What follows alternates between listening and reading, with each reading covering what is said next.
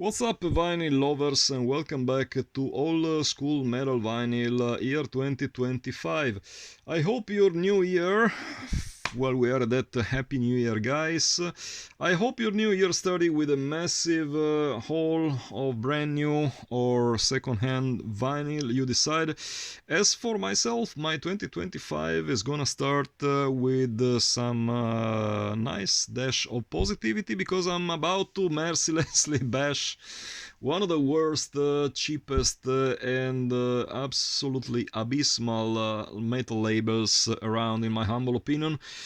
Namely, Night of the Vinyl Dead Records from Italy. The reason why I decided to dedicate an episode to them is actually pretty simple. I recently sold one of their LPs, and as usual, I took the chance to check if everything was in perfect conditions before having it shipped to the new owner.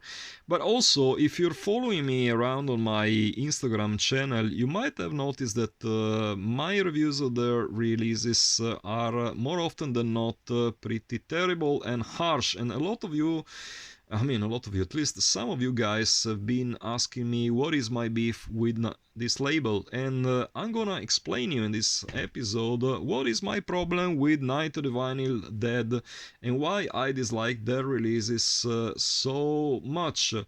I think that this label is pretty much the epitome of everything that is wrong about vinyl manufacturing.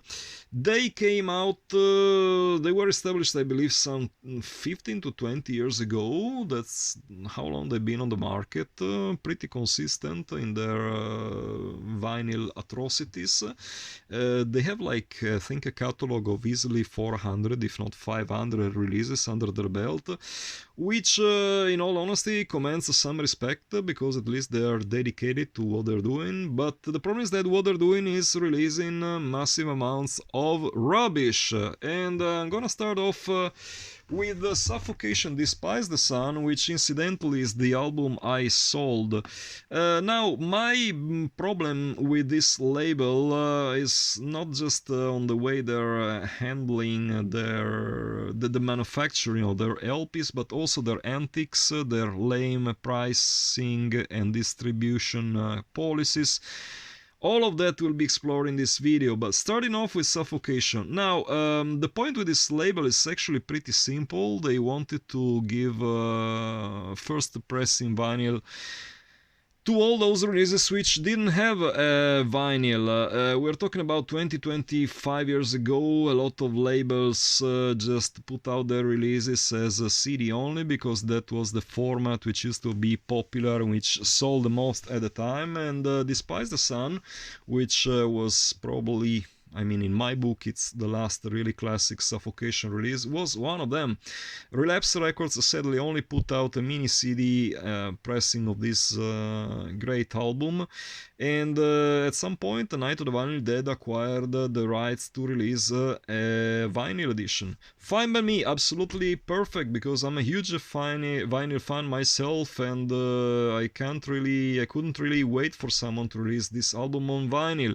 The problem is that they came up, they fell really short, and they just didn't put enough effort in this vinyl release. First of all, pricing quality incredibly cheap. Don't know if you can tell, but the Suffocation logo is kind of pixelated. The whole thing looks cheap as hell. My educated guess is that they only took a scan of the CD or the mini CD cover and pressed it down on cardboard. That's what Night of the Vinyl Dead is all about 90% of the cases. Mind you, I own like 15 to 20 of their releases, and like I think that 18 of them suffer from some problem of some sort. In this LP's case, you can tell that a lot of things went wrong. The Suffocation logo in the inner sheet, the lyrics sheet, is also pretty badly pixelated. The whole thing just looks rushed up. Mind you, they just didn't care. They weren't really concerned about pressing the spine, so that's another flaw added to the list. The whole thing just looks unprofessional as fuck, and as such doesn't. I mean, when you're spending 25 to 30 to 35, which is the retail price of most of their releases, all you're expecting, the bare minimum, is some decent quality for the money you spent on, but that's not the case with Night of the Vinyl Dead. Now, you might wonder, this was one of their very first releases. You might wonder that maybe they learned from their mistakes in the releases that followed. Absolutely not, and you will see in the next releases. Limited to 500 copies, great, I'll give you props for that, but like, are you sure that's enough for a band like Suffocation? Not so much. This reeks of profiting very much. Sound quality. Now, you might say, okay, you know what, the visuals are not all that matters in life, but the sound quality at least will be top of the pops. Absolutely not. And that's another problem that Night of the Vinyl Dead releases suffer from. All they're doing, I don't have real evidence about it, but I'm fairly sure that's my second educated guess. All they're doing is just taking a CDR copy of the of whatever they want to press and send it over to GZ, which is their pressing plant of reference. Another terrible choice, because GZ is just the worst pressing plant out there, and just press it on vinyl, as simple as that. So for like 30 euros, all you're getting is some cheap scan of the CD artwork and a CDR copy of the CD itself. Now, is this worth the money you paid for it? Now you decide. I decided not to support this label anymore because of this and a number of other reasons. Now, this was one of their first releases. You might wonder, did they learn from their mistake? And the answer is a sheer no, because in the next release that I bought from them, Faith is in Season by Master, they managed to completely butcher the cover artwork to the point where the Master logo is abruptly cut off on the corners and looks again cheap as hell. It's just unbelievably, this is not justifiable in any way. I mean, it looks so pretty cheap and rushed. They just don't put any dedication, they just don't put any effort in their vinyl making approach. This is just intolerable. For again, when you spend this amount of money, vinyl is not cheap these days. You spend a lot of money for these records, all you're expecting is some decent quality, but no, that's not what you're getting from Night of the Vinyl Dead for sure. I remember I owned their own version of Immolations Here and After LP, and that was like a complete joke. The guys didn't even take the chance to listen to the actual test pressing, and they just pressed it on the. They just gave it the green light. They just gave it the green light.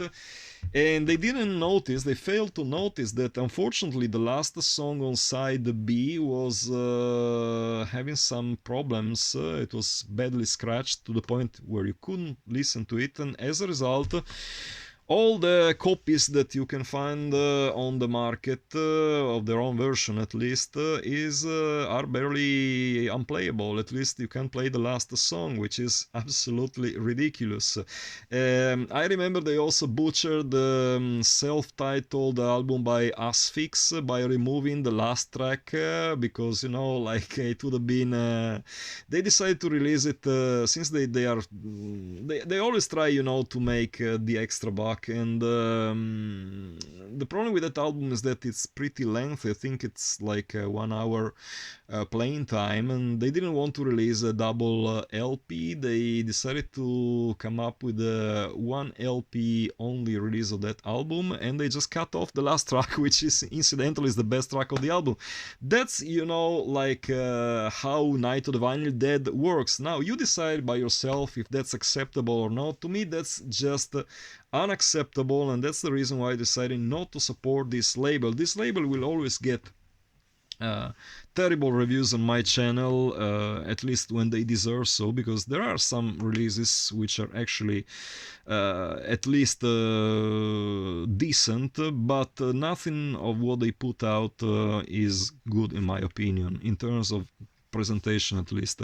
One more example, One Night in Bangkok by Sodom. Now Sodom, possibly my very all-time fave thrash metal band. I would have loved to own a vinyl edition, deluxe vinyl edition of this one album. All I got was this badly pixelated picture of poor Tom Angel Reaper, which looks like he came out straight of a, I don't know, 486 or a Pentium PC from like 25 years ago.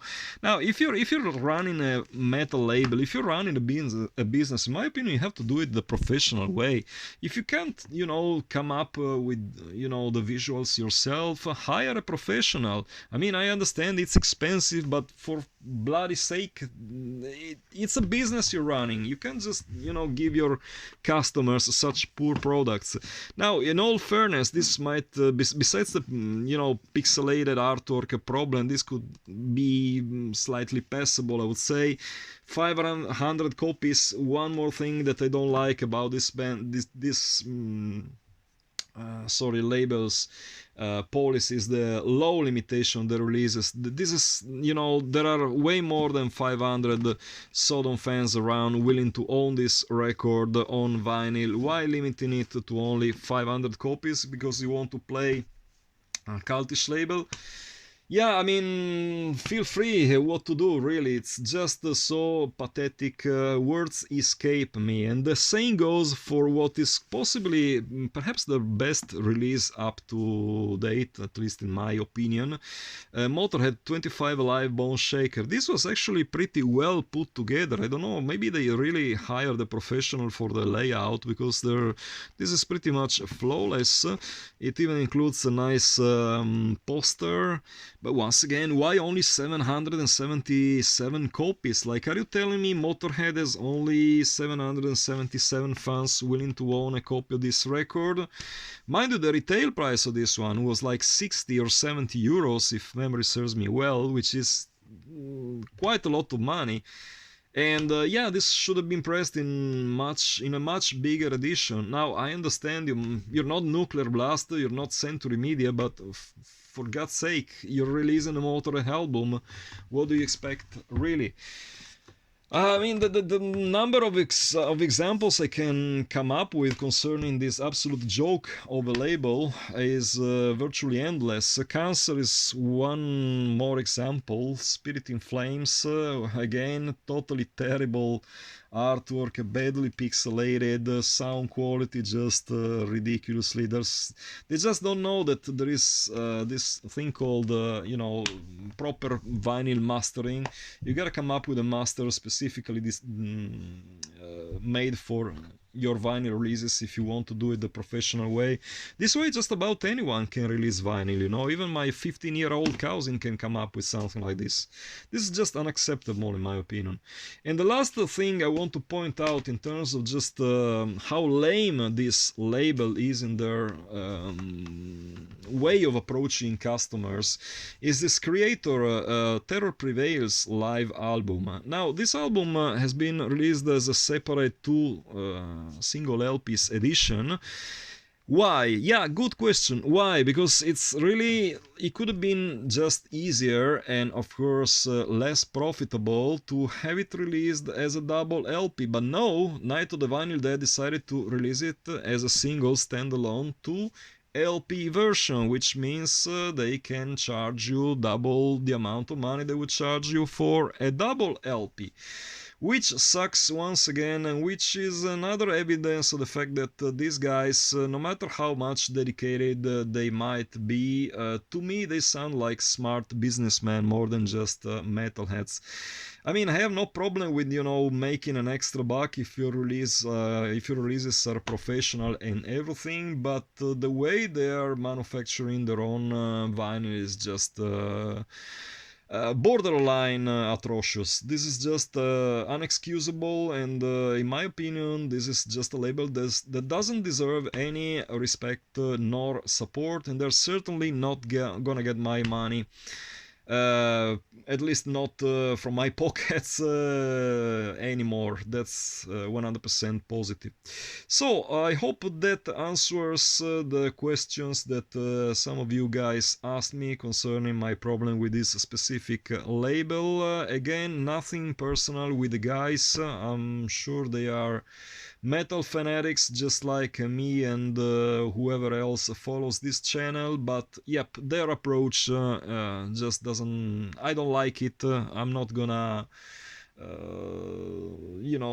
lick their, I just don't want to sound like I'm too negative here, but that's my honest opinion, like you're coming here just to get honest reviews, honest opinions about what I like and what I dislike.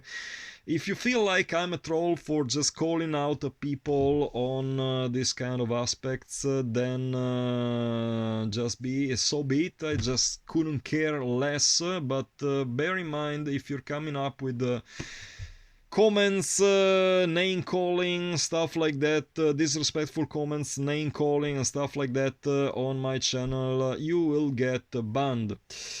So guys, that does it for this episode. I would like to hear more concerning this label from you, so feel free to let me know down in the comments what's your honest opinion about this label. Do you own any of their releases? What's your honest take on their approach to metal vinyl?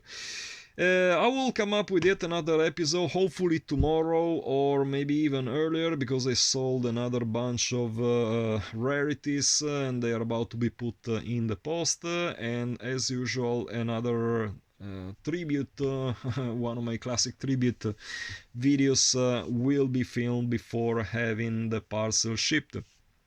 Thank you guys once again for the interest. Until the next time, keep it loud and heavy.